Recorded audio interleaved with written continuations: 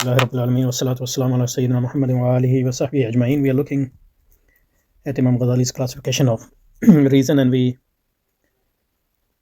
have already finished looking at the four types into which he has divided or classified reason, and now he's going to reflect on those types as a whole. So today we are going to sort of start looking at it as a whole, those classification of those types as a whole. So last time we did the fourth type, and today is going to reflect on all those four types and reflect on their internal relationship with each other. So Imam Ghazali starts with Fal-Awwalu, the first one. The first one is Huwa al-Ussu wa-Sinhu wal-Manba'u. The first one is of these four types. And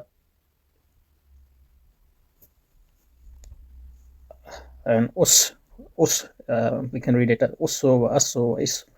That's the foundation. So the first type is the foundation of all other types. It's the foundation of all other types, and it is the origin of all other type, and it is so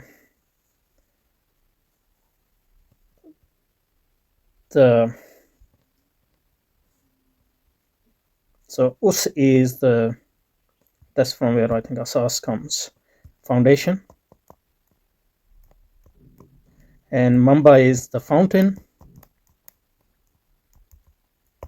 and Sinh is the origin or Al-Asl. So basically these are synonyms. So the first type of reason is the foundation or the principle or the origin of all other types. Okay. And the second type is the nearest branch of the first one. And the third one, that is the practical reason in the Aristotelian sense, is the branch of the first and the second, because you need obviously the basic power, rational power, but you also need the basic data in order to be able to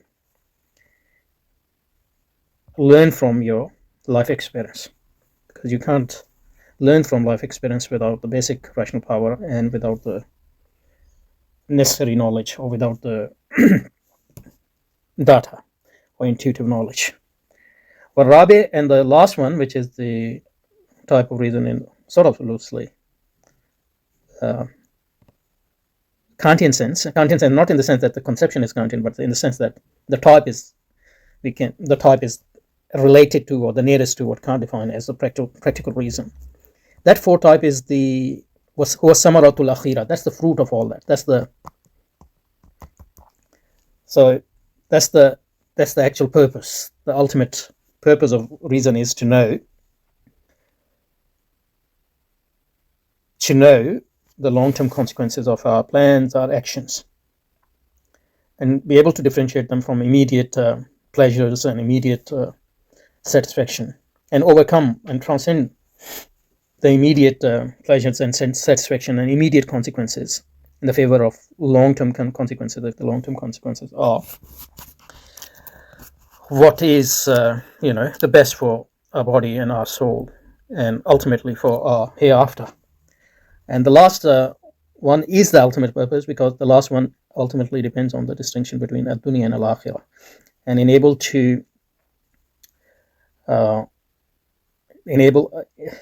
order to actually be successful, we need the hereafter to be the ultimate guide of our reason. Okay, so, and then Imam Ghazali sort of sum up these reflections is saying that the first two are the natural capacities. So you are endowed with the basic rational capacity, and you are endowed with the basic rational structure. You can't acquire it from nothing. But obviously, that doesn't mean that you can't develop it. Obviously, you can develop it. Otherwise, there wouldn't have been any difference between people. And the second two are what you acquire through life experience, and you acquire through your practical experience, and you acquire through and practice through actually living a life and learning. And part of that learning is, learning from the revelation, from the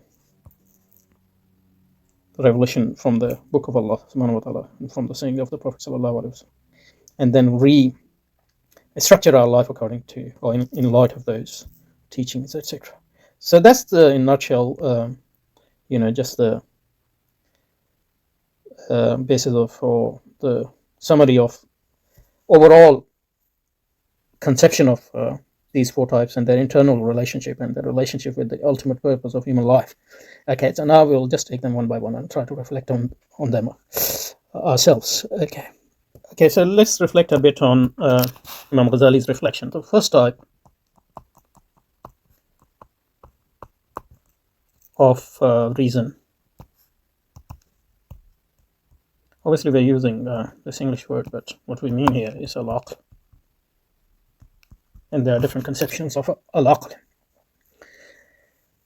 So first type of reason is the reason as a characteristic of power, regional power. And that's basically a power of inference. Power of organization. So this covers both what we call conceptual power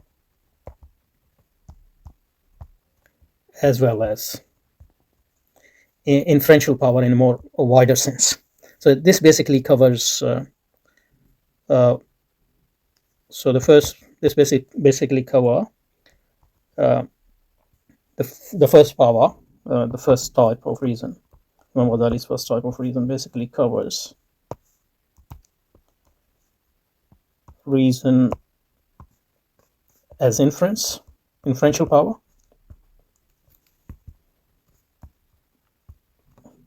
power of judgment,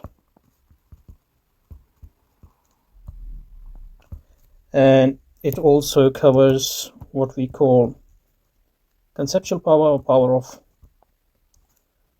organization, and fourth, also cover power of reason in more limited sense,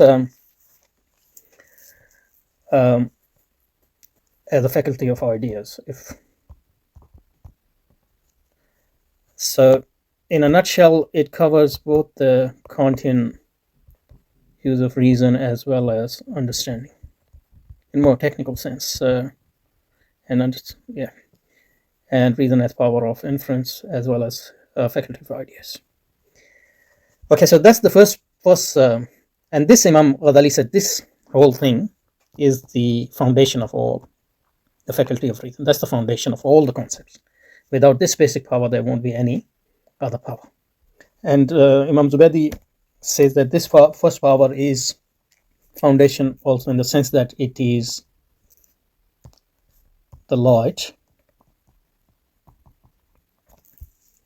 through which all other types, or all other types, in light of which all other types work.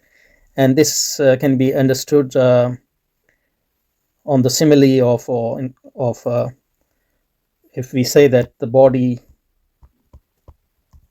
have eyes, and through those eyes the body is able to see the objects. Similarly, this first eye is the eye of our mind, the eye of our mind through which it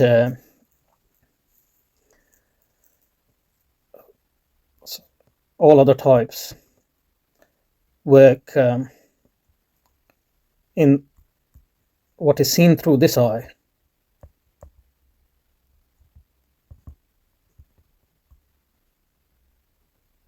So in that sense, we can understand this first type of reason as a characteristic, or as a power, as the eye of our mind.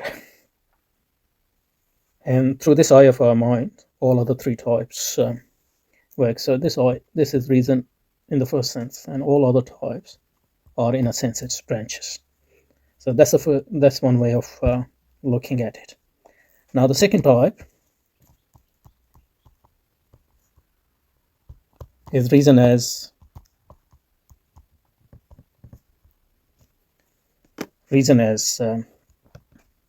the source of first principles, of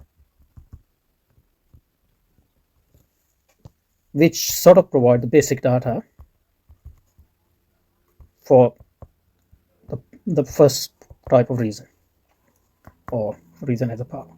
The other data obviously come from senses and other sources of knowledge, but this is the basic data. And this basic data could be understood first as some of it as part of the structure of our mind, but that can also be understood as, on the model of innate ideas. But we can also understand the first principle as what constitutes the structure of our mind, on which this power builds.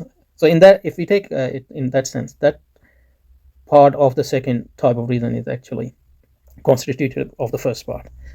But then the second type also gives us more detailed basic principles of reason, which are necessary for the functioning of the power of reason. And as we saw in our discussions, they all emerge from the basic conception of consistency. So reason is a power which has a structure,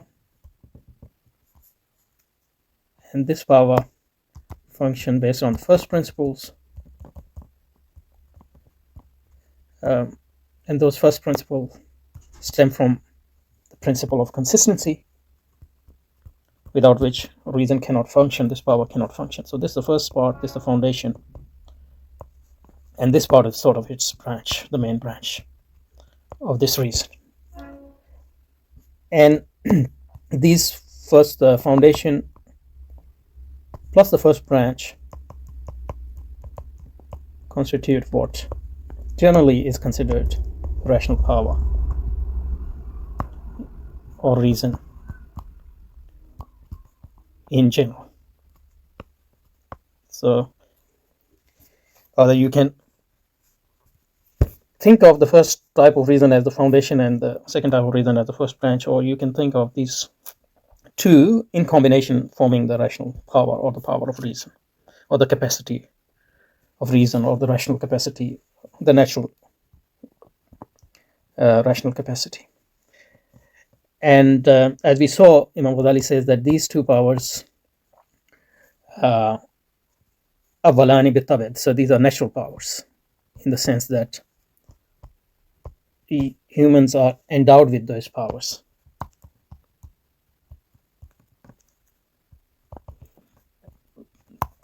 Through their body and through their mind.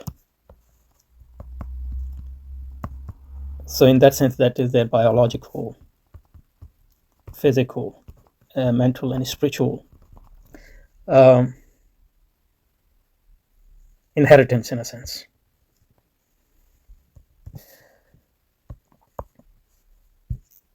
Okay, so you can't invent these powers if you are not endowed with them, but obviously their natural power doesn't mean that you can't develop them. Obviously your mind develops, so this power also develops. Your body develops, so this power also develops, and in a sense your soul develops as well, so that's why this power also develops. And on these two fundamental capacities, reason as a power and reason as a inferential power, and reason as a basic fundamental power and its structure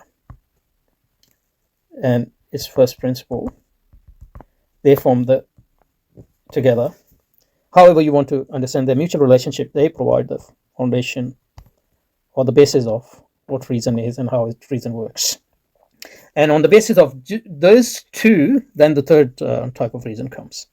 And that third type of reason, so Imam Ghazali said the third type is the branch of the first and two. Third type, which is life experience.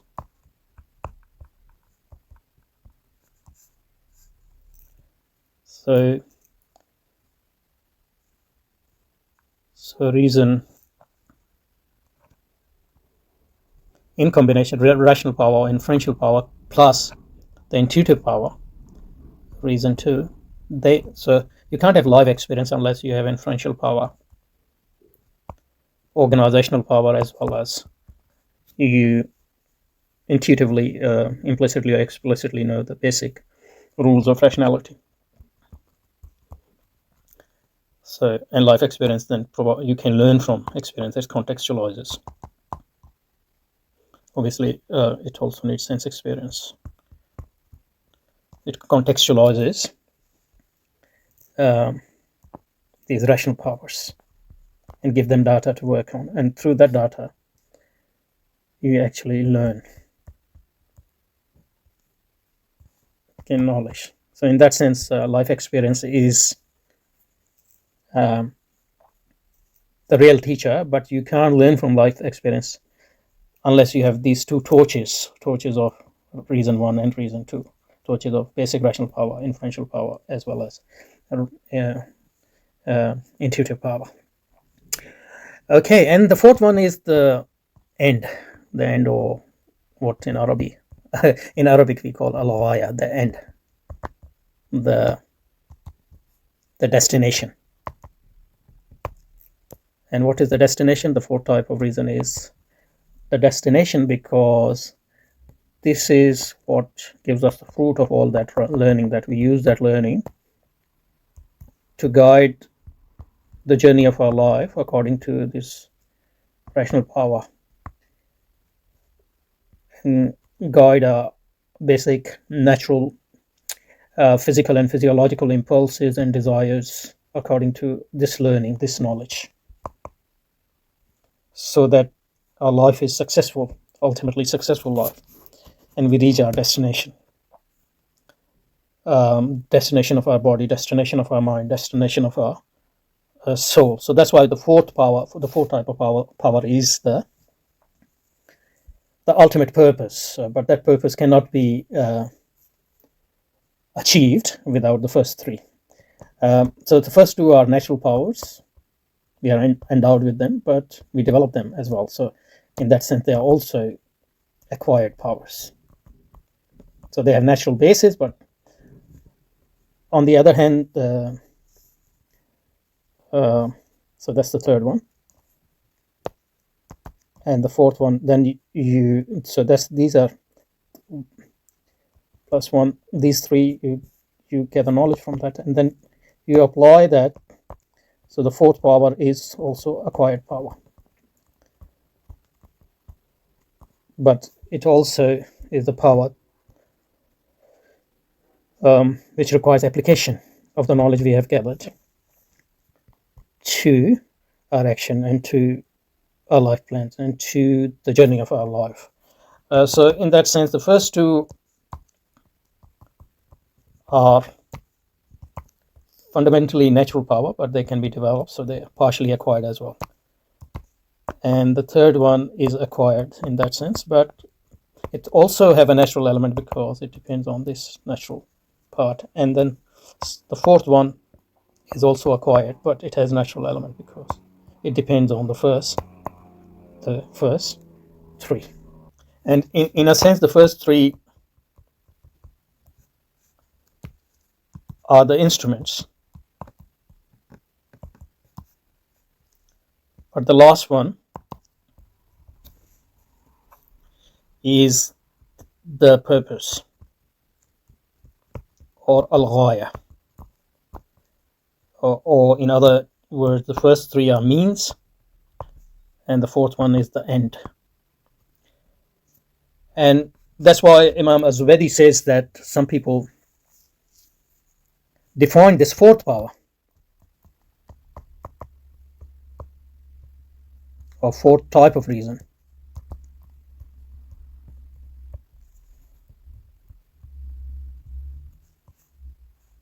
this practical reason we looked at in the last two sessions. This fourth type of reason is defined as nurun ruhaniyun, as spiritual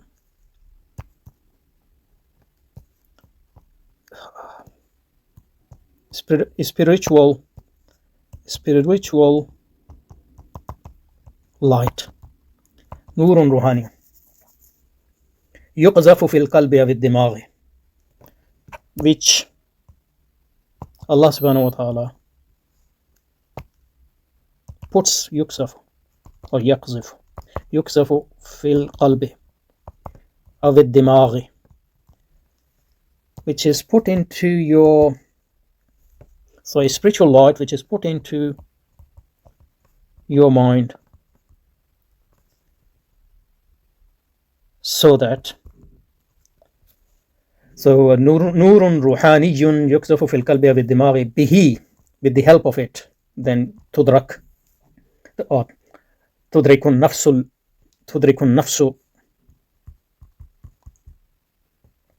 العلوم الضرورية والنظرية.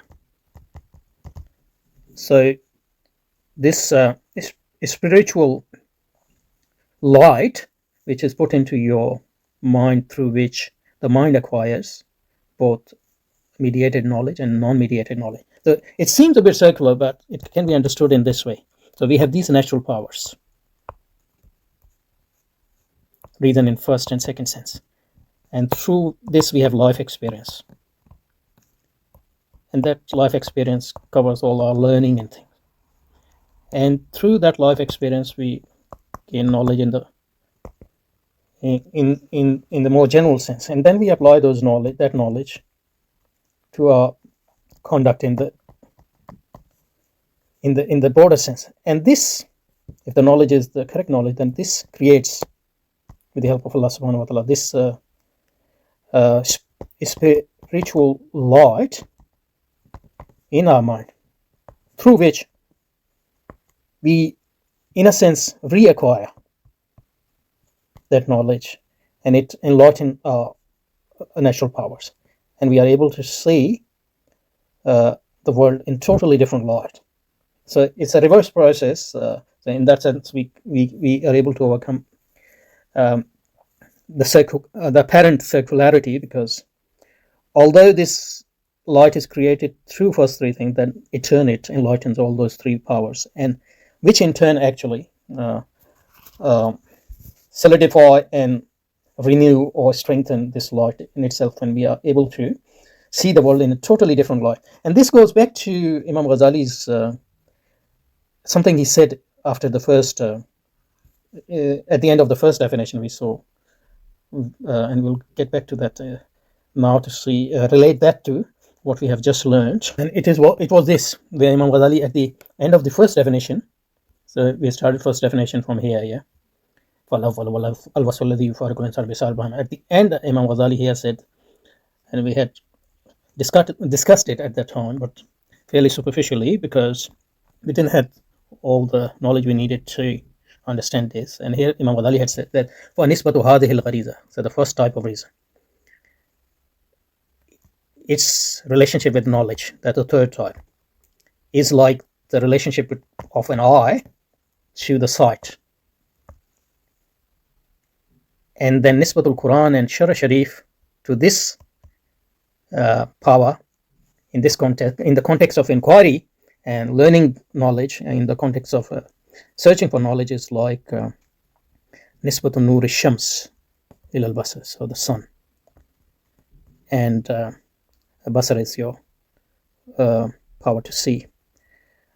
Now this can, what we just saw in the revised fourth definition of the fourth type of reason, that we can understand that fourth type of reason as a spiritual light through which is put into our heart, through which we can actually acquire the whole structure of knowledge, inferential as well as intuitive knowledge, and whatever is covered by life experience as well. And we try to understand how, there there is a circular relationship between the first three type and the fourth type, and we can sort of deepen this understanding by going back to what Imam Ghazali had said here about فنسبة هذه الغريزة إلى العلوم كنسبة العين إلى الرؤية ونسبة القرآن والشرع إلى هذه الغريزة في ساق إلى انكشاف العلوم لها كنسبة نور الشمس إلى البصر، فهكذا ينبغي أن تفهم هذه الغريزة. And here he is talking about the first type. So now we'll try to relate this to what we had just covered in the fourth type. So if we relate what we learned here in this new definition of reason, that fourth type of reason can be redefined according to Al-Ghazali as a spiritual light through which is put into our heart or mind, and in the light of which we see and learn things, both inferential knowledge as well as intuitive knowledge. So in that sense, fourth type of reason become the origin in turn, which enlighten all first three types, and we sort of learn all those things which we had learned here, and rekindle them and enrich them. And through this light, which although came as a consequence of first two and three, but if first three types were on the right track, then they will create, with the help of Allah subhanahu wa ta'ala, this ultimate spiritual light in our heart, through which we can re-understand everything anew in a fresh light. And this can be related to what Imam Ghazali said, that I said about the first type of reason. وَنِسْبَةُ هَذِهِ الْغَرِيزَةِ, the relationship to knowledge is like our body has an eye, and through which we can see the object. So that's their relationship. So this reason is like the bodily eye, our bodily eye. ونسبة هذه الغريزة إلى العلوم نسبة العين إلى الرؤية ونسبة القرآن والشرع الشريف إلى هذه الغريزة. And Al-Quran Al-Azim and Shara al-Sharif are related to this reason. Their relationship to this reason is like the relationship of the eye to the sun and its light. So this light, which is the light of Allah subhanahu wa ta'ala's book, the light of the right type of knowledge, this light is like the light of the sun, without which we cannot, our eye actually cannot see the object. In a similar fashion, without Al-Quran Al-Azim and Al-Shara al-Sharif, all our knowledge is like a knowledge of the object gained without the proper sunlight. So even though we might be able to see the objects, but we don't see them as they are. So this the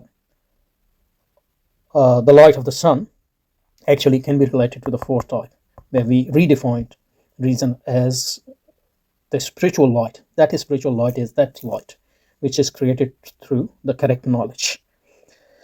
Okay, so we'll just stop here and we'll pick it up from here in the next session.